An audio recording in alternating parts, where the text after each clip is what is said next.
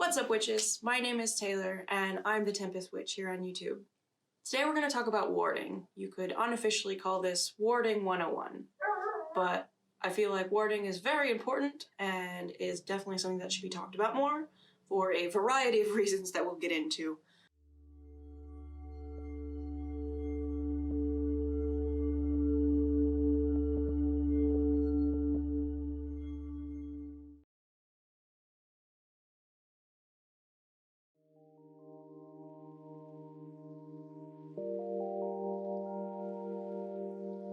To start off, what is warding?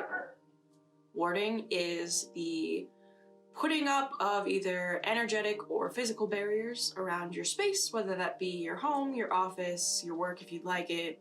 And this is a way for you to be the sole person that allows energy to enter and exit your space.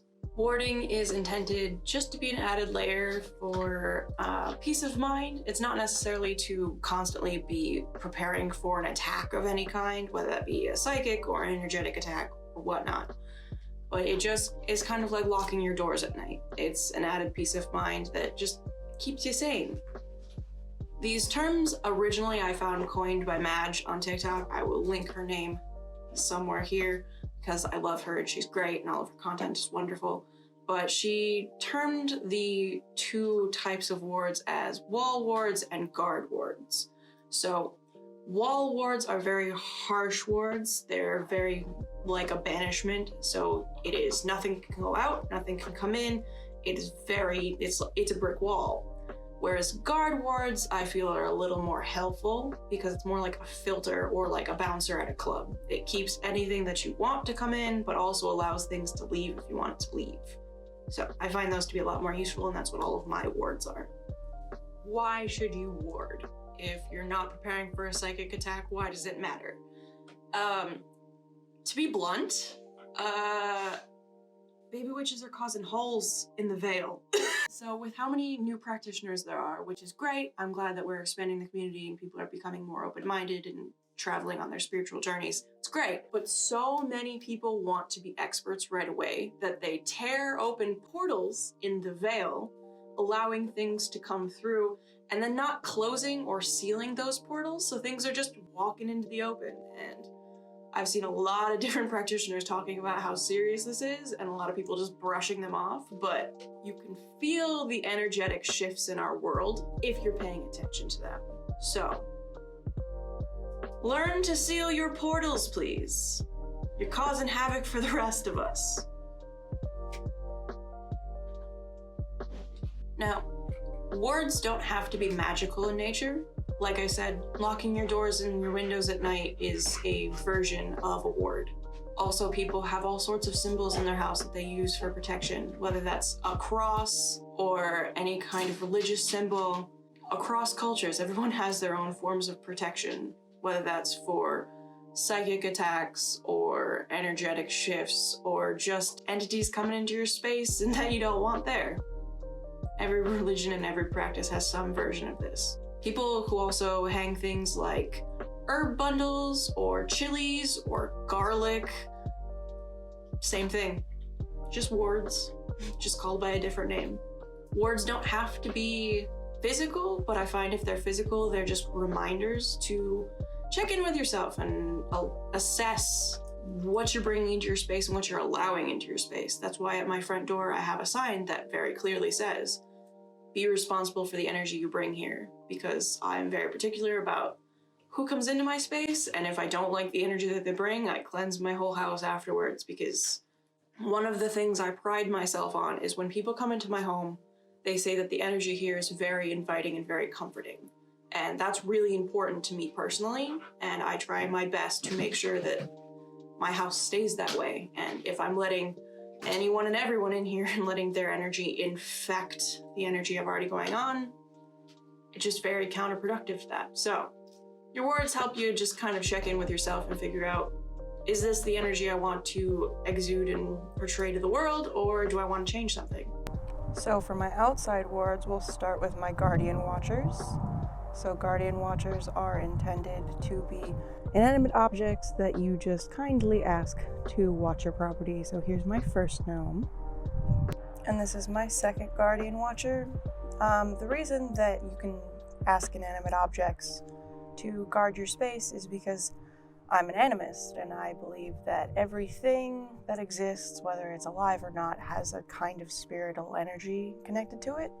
So in lots of different cultures, there are different versions of guardians. The Jewish and Hebrew people have what are called golems. Usually those are ingrained more with like your blood or other materials from your body to give it power. These not so much, but just a thought. You can't see it right now, but you can make a circle of eggshells around your entire house. This creates a barrier of protection and is really useful because I wouldn't recommend salting the entirety of the outside of your house because salt ruins your soil. Eggshells, however, are full of calcium and are really good for the soil, so highly recommend that. You can also ask outdoor plants to be your guards. So this is my rose bush that is slowly but surely coming back to life. It was sleeting a little bit ago, so there's still snow in April. But when she comes back, she is big and beautiful. And the reason you want to use things like rose bushes is because they have all of these thorns. And thorned plants are very protective. Another idea as a plant ward would be anything like stinging nettle. We have a ton of it in our yard that kind of stays in this general area next to the garage. So, like rose bushes, stinging nettle is very warding, very protecting. So you can ask it, hey, I know that you're living here. Would you mind just guarding my space? So there are several wards as you walk into my house, starting with this mirror. Many entities get stuck in mirrors. If they try to cross a threshold, they are not permitted to go through, as well as a double pentacle. And then if you turn around, there is a red rose stem up here above the doorway. This causes any entities that would like to enter without permission to not be able to pass over this threshold. Then if you walk into my vanity room, there are protection sigils on the walls, as well as 2 other pentacles. My vanity mirror, in addition to all of my other mirrors and windows in this house, are locked and sealed with moon water, so you just take moon water and you draw a pentacle on the front of it, and that keeps anything that is unwanted from coming in or out of it. I also have several basons in this house, in addition to spell jars and various crystals being on several windowsills. In the entrance to my room, there is a sprig of rosemary tacked to the top of it as a general ward for my bedroom, as well as this star that my brother made me a long time ago that I enchanted with protection, as well as this hazelnut wood-burned chain full of sigils and runes for protection. In our bedroom, there are a few things. There is this dream catcher that I made. Dream catchers are really good for holding on to bad dreams and bad energy, but you need to make sure that you cleanse them, otherwise it's just all compiling on them. So make sure you cleanse your dream catchers. As well as my dream sachet that I redo every year or so, which has a bunch of protection herbs for both life and also for dreams and making sure that nightmares don't plague us. And just like all my other mirrors, this one is locked and sealed as well, but just as an extra layer of protection as a barrier, I've got a selenite orb and a jasper orb, so it just creates a barrier between the two so that nothing messes with us in our sleep at night. If you have a dog, you kind of have a ward in and of itself as an animal, but also dog hair everywhere is very protective, especially if you have a black dog. Otherwise a cat. Black cats are pretty great for that too, but I don't have a cat, so this is what I'm working with. Enchanting stones like amethyst is really good. These are purple geodes, so they're already really good for protection, as well as all of the windows being sealed with moon water. I've also got selenite on some of my windowsills. In the way of household guardians, I also have my troll chain hanging from this window. In addition to having Gregory. Gregory is my oldest guardian ward, and he just sits there up as the adorable little troll that he is, guarding the house and watching over everything at all times. Also, in case you haven't noticed by now, I kind of have an affinity for black cast iron. So just having cast iron is really good around, not necessarily for all entities, but just for the fae and other ghosts in general. 10 out of 10 always recommend cast iron. The wards that are around my house, obviously I didn't show all of them because in order for them to be protective barriers, some of them need to be very covert. So I've got certain things hidden behind pieces of artwork around my house. I've got certain things buried in the yard. You don't show everyone all of your wards because then how are you going to stay protected and not be vulnerable? Just a thought. Here are some other ideas that you can use just to make your space a little more protected and figure out what works for you. So just like the money bowls, you can also make a warding bowl. A warding bowl is very similar and it only has things in it for protection. Different herbs, different crystals. Some herbs that you can add would be like star anise, basil, bay leaves, black pepper, cayenne pepper, red pepper, cloves, dill, fennel, garlic, rosemary, angelica, hyssop, and mugwort. Some crystals that might help with this would be anything black, so black tourmaline, black obsidian, smoky quartz, clear quartz, amethyst, labradite, hematite, tiger's eye, and jasper. So you just throw them into a bowl. This is not something that you need to interact with regularly, but probably something you want to cleanse regularly, so whether that's smoke cleansing or water cleansing. Witches' bottles are really good. They are so powerful, but they're not for the faint of heart. Hold on to your pointy hats. Witches' bottles are gross, but they are traditional magic, so that's why they're not for the faint of heart. In a witch's bottle, you add different tag locks from your own personal body, so whether that's blood, hair, nail clippings, urine, spit, something that connects you to the bottle. And then in it, you will put things like vinegar, whiskey, hard liquors of any kind. You're gonna want sharp objects, so just a couple ideas. Broken glass, rusty nails, staples and tacks, thorns from a rose bush or stinging plants like stinging nettle, razor blades, pins and needles, things of those sort. You're also going to want any of the protection herbs that we just listed for warding bowls. Those are really good. In a witch's jar, you probably want some kind of intention in there. So whether that's a piece of paper written with your intentions, otherwise bay leaves with certain sigils written on them, those all work.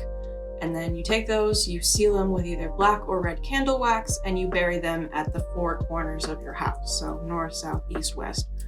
They're really powerful. The way that they work is energies or entities that were trying to come through your space, through your wards, will get trapped on the sharps, will drown in the liquids that you have in there, and then will be washed away by your protective herbs. Something a little more for the faint-hearted would be witches' orbs. I used to have them at my old house. I don't really have any here, but probably will make some at some point.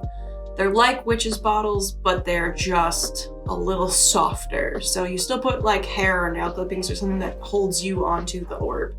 These are usually done in like Christmas ornaments, the ones that you can take the heads off of and then put stuff inside, the little glass ones, and then you have a little orb.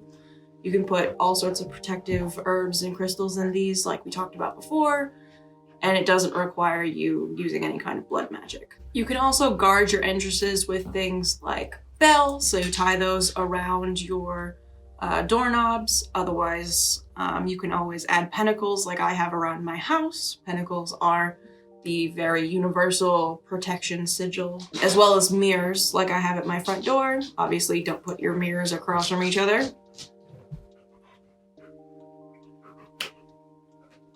Enough said. Hanging herb bundles around your house is really good for this. So some favorites are obviously rosemary, garden sage, and thyme. But if you have anything that you feel really connected to in your garden or in your plants outside, if you want to take some of those and dry them, works just as well. Plus, I mean, the aesthetic. You can also draw protection sigils underneath your doormat as people walk into your space. You can do that in like wood ash or charcoal, as it is good for the environment. With all the things outside, I want to heavily advise that you take the time to figure out what will wreck your soil and what won't. That's why I don't at all condone using salt on your grass to make any kind of symbols, any kind of circles. Just don't salt the earth. There are so many other options. And of course, the big one, you can always draw sigils on your front door and then paint your door purple, because purple is the universal magic color. Paint your door purple. Entities as well as other witches know that a witch lives there, so you give them fair warning. Alright guys, I hope this helped. I hope that you are able to cleanse and ward off your space to keep it safe for you and those that you care about in your life. Warding is really, really important, but a lot of people overlook it because it does cause and require some work, but it is very nice to have the peace of mind that your space is protected and that you don't have to cleanse nearly as often. So you can either smoke cleanse every day, which is a hassle in and of itself, or you can put up wards and barriers around your space, and that kind of takes the brunt off of your shoulders. So are you gonna try any of these? Let me know down in the comments. If so, let me know what you're gonna do, what you're gonna use, because I'm very curious, very interested in what you guys are into. If you ever need any help with anything, I've already answered a couple questions on my Instagram, but my Instagram is The Tempest Witch, same as my YouTube channel. You can always go and message me there. Another account has my phone number on TikTok, so you can't actually message me on there, but if you go to my Instagram, we can talk and I can try and help the best I can if you need anything. But until next time, I hope you keep your spaces and your areas of your life warded, and I hope you stay protected. Until next time, Skull, my friends.